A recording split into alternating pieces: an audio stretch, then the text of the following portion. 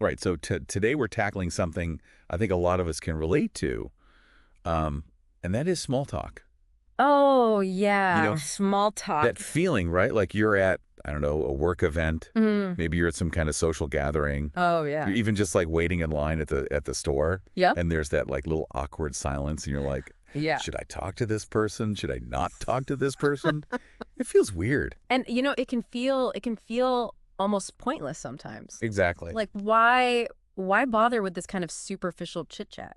Right. Like, shouldn't we be having deeper, more meaningful Yeah. conversations, Yeah. Right. with people? Like is this really how I should be spending my time? Yeah. And what's so interesting is that a lot of the material we've been looking at for this episode really suggests that this thing that we kind of dread sometimes, this kind of like we said, superficial chit chat, Mhm. is actually like the foundation of building connections with people, Mhm. whether it's at work and you have better rapport with your colleagues, which leads to smoother Yeah. collaborations, or it helps you expand your network at social events, Right. or it even just helps you feel more comfortable interacting with people in your daily life. Yeah, like all those little moments when Yeah. you're out and about and you bump into people. McCoy. It just makes those interactions feel a little bit easier. So that is what this deep dive is all about. That's it. To give you some really practical tips to navigate the the world of small talk. Exactly. I mean, we're not here to kind of transform you into someone you're not. Right. We're not trying to turn you into a smooth talking extrovert if Yeah, that's that's not your thing. if that's not your thing. Totally. But we do want to give you some actionable strategies. So we're talking about specific phrases, reliable ways to kind of kick off conversations in different situations and really just how to shift your perspective on this so it feels less like a hurdle and more like a natural way to connect with people. Yeah, and I think it's really important to emphasize that if you're someone who identifies as an introvert, Yeah, this is for you too. absolutely. The goal is not to all of a sudden be the most talkative person in the room. Right. It's to discover ways for you to engage in small talk that feel good for you, Yeah. Yeah. authentic to you, Authentic to your just your personality. personality. Yeah. So, and what's really interesting is that a lot of these sources actually debunk this myth that we have that every conversation needs to be this deep philosophical, Right, like a deep dive. deep dive into the meaning of life. Yeah, to the big questions. Right. Yeah. It's not about that at all. No, no. It's and what's a good analogy that one of our sources gave? Oh, I like this one. Yeah, they said, think of it like this. Okay. Small talk is like the warm up No, before the real conversation can even happen. I like that. So it's like if you're going to work out, Yep. you're not going to just jump straight into lifting those heavy weights. No, no. Right? You're going to stretch first. Yeah, you're going to warm up those muscles. Exactly. And it's the same thing with social interactions. Yeah. The goal of small talk is not necessarily to have this like deep conversation right away. Right. It's to open the door Yeah. Yep. for that to happen. It's just to create a little bit of rapport, Exactly. to find some common ground, Right. just to create that comfortable atmosphere where, you can then move into a more meaningful conversation if that feels right. If it happens organic. It happens organically, exactly. Right. So let's get practical. Yeah, let's do it. How do we actually start a conversation in these different settings? All right, let's give some good strategies. So first, let's say you're at work. Okay, at work. All right. And there's that awkward silence. Yeah. You're like, okay, I'm going to talk to this person. All right. What do you say?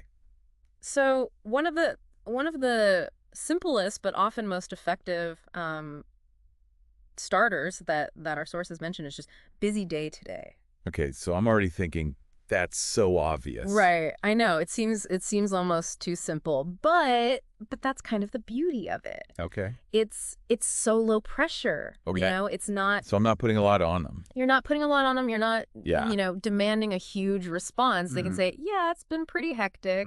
Mhm. Or they could give you a little more detail and be like, "Oh, I'm working on this project and it's Right. it's just been crazy." And that gives you something to kind of hook onto and continue the conversation. Okay. I like that. Right. Low pressure. low pressure. Okay, what's another one? So another one, particularly if you're new to a workplace or if you're meeting someone for the first time, you could try, how long have you been working here? Right. It's a really natural way to learn about, their history with the company. Right, and then from there we can talk about And then, yeah, their role, what projects they're working on. You've both worked on similar projects in the past. Right. Or you both have the same boss, who knows? Exactly. Yeah. So it's just a nice Shared experience. shared context. Yeah. Okay. And here's a classic one. Okay. Especially effective. As the week is winding down. Okay. Any plans for the weekend? So Friday afternoon. Friday afternoon. Yeah, people are usually Looking forward to it. looking forward to it. Yeah. They want to talk about their plans, what they're going to get up to. Okay, so work. We've got some good starters there. We've got some starters. What about if we're at a social event or a party? Okay, so this can feel even a little bit more daunting, right? Yeah, totally. You're in a room full of people. Right, you don't know anybody. You don't know anybody. You're with your partner or friends. Yeah. And you want to try to talk to someone new. Okay, so here's a classic. And it's a classic for a reason. It works really well. Okay. How do you know the host? Okay, that's a good one. It's almost universally applicable in these settings. Yeah. And it gives you that immediate connection point. Right, we both know the host of the party. Exactly. However sort of loose that connection might be. And from there you can, you can talk about how you both know the host and then branch out. Exactly. Right. Another one that our sources suggested was, have you been to this kind of event before? Okay. Particularly useful if it's, like a themed party. Yeah. Or some kind of gathering that's maybe a little unusual. Right. And you can share experiences. What did you think of it? Had you been to one before? Yeah. Things like that. Okay, good. And this next one is really great. Okay. But it's really important to be genuine with this one. Okay. Okay. So you can say something like, that's a great outfit accessory. Where did you get it? Okay, so I'm complimenting them. You're complimenting them. But you said I have to be genuine about it. You have to be genuine, yeah. Because people can kind of tell if you're just saying it for the sake of it, you know? Yeah. But a genuine compliment is a really great icebreaker because it focuses on something positive about the other person. It makes them feel seen and appreciated. Makes them feel good. It makes them feel good, yeah. Okay. So yeah, as long as you're sincere about it, Right. I think it's a really lovely way to Start a conversation. start a conversation.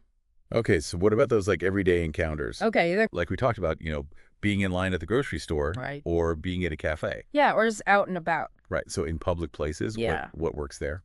So in those situations, I think shared experience is your real friend. Okay. Just something that you can both relate to in that moment. Yeah. So for example, if you're in a really long line, you could say, this queue is taking ages, isn't it? Yeah. Like just that shared misery. Exactly. It's something that everyone in that line is probably feeling. Right. We're all in this together. Yeah, exactly. Okay. Yeah. Another one you could try is, oh, that looks good. Have you tried it before? So let's say I'm at a cafe. Yeah, you're at a cafe. Or a restaurant. Yeah, and someone's ordered something that looks interesting. Okay. It shows that you're curious. And it's an invitation for them to give their opinion on something that you might also be considering. Okay, that's a good one. Yeah, it's nice and low stakes. And then of course there's always the old reliable The weather. Yes. Something like, it's freezing today, proper British weather. Right? Okay, so the weather is so predictable. I know it's predictable. But it works. It works. Why? Why does that work? I think because it's such a universal experience. Yeah. Like everyone has an opinion on the weather. Right. And it's something that you can very easily connect with people over. Okay, so it's that shared experience again. It is. It's that shared experience. Right. So we've been talking about this whole time. Yeah. This idea of shared experience. Yeah. And I think our sources really emphasize that as being like the golden rule. The golden rule of small talk. Yeah. It is when starting a conversation. Yeah. Look for that shared experience. Absolutely. You're in the same queue, you're at the same event, you're, reading the same book, whatever it is. You're both getting coffee at the same cafe. Right. Find that thing Yeah. that you have in common. Yeah, it just gives you Let's that, start there. it gives you that natural starting point. You don't Right. have to, You don't have to think too hard about you it. don't have to think too hard about it. It's Okay. right there in front of you. Okay, so we've started the conversation. Okay, great. Now, how do we keep it going? Right. How do we stop it from just fizzling out? Yeah, because that's the other thing that I feel like happens to me sometimes. Yeah, yeah. It's like, okay, I got past the initial awkwardness of starting the conversation. Yeah. And now it's just like, And now you've hit a wall. yeah, I don't know where to go from here. Okay, so one of the key things here is to move beyond those closed questions. Okay. The ones that just elicit a yes or no answer. Okay. Our sources really emphasize the power of asking open-ended questions. Okay, so give me an example. Okay, so they give this great example. Oof, if you say to someone, "Do you like your job?" Okay, so it's a yes or no. It's a yes or no, right. Right. And they might just say yeah, Yeah. or no. And then it's awkward. And then what do you do with that? Right, right. Whereas if you reframe that question Oh, and you say something like, "What do you enjoy most about your job?" okay, so then they actually have to give me an answer. They actually have to give you a real answer. Okay. And they're going to, tell you about their experiences, and Right, and it gives me something to... that it gives you something to hook onto. Yeah, to latch onto. And to continue the conversation. Okay, and then they've given me this answer now. Okay. What do I do with it? So that's where active listening comes in. Okay, so active listening. Active listening. What is that? Active listening is really about engaging with what the other person is saying. Okay, Not just listening to their words, okay. but also, paying attention to their tone of voice, their body language. Right, so really paying attention Really paying attention. to what they're communicating. Yeah. And importantly, responding in a way that shows that you've heard them, Okay, that you've understood what they've said. so it's not just me waiting for my turn to speak. Exactly. Yeah. It's Yeah. about picking up on what they've said Right. and using that to Guide the conversation. guide the conversation. Yeah. Okay. So our sources give a nice example of this. Okay. They say if someone tells you, "I'm heading to Spain next week," Okay. a very kind of like, "Oh, nice." Yeah. Doesn't really keep the conversation going, does it? No, it's kind of like... But if you say something like, "Oh, that sounds amazing. Have you been before, or is this your first time?" Okay. That shows that you're Right, I'm interested. interested, you're engaged, Yeah. and then they can tell you all about their trip. Right, right. And it keeps things flowing much more naturally. Okay, now let's be real. Sometimes small talk just dies. It does. It does. It goes nowhere. Sometimes it doesn't click. Right.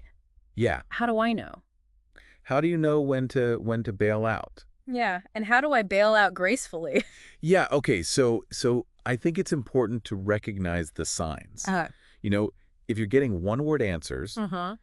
if the other person seems really disengaged, Yeah. they keep looking over your shoulder, Right, like they want to get out of like they want to get out of there. Yeah. Don't force it. Okay, don't force it. Yeah, it's just going to make it more awkward for both of you. Okay, so how do I get out of there? Okay, so our sources give some really good exit strategies Okay. that you can use. Okay. So one option is to say something like, "Anyway, I won't keep you.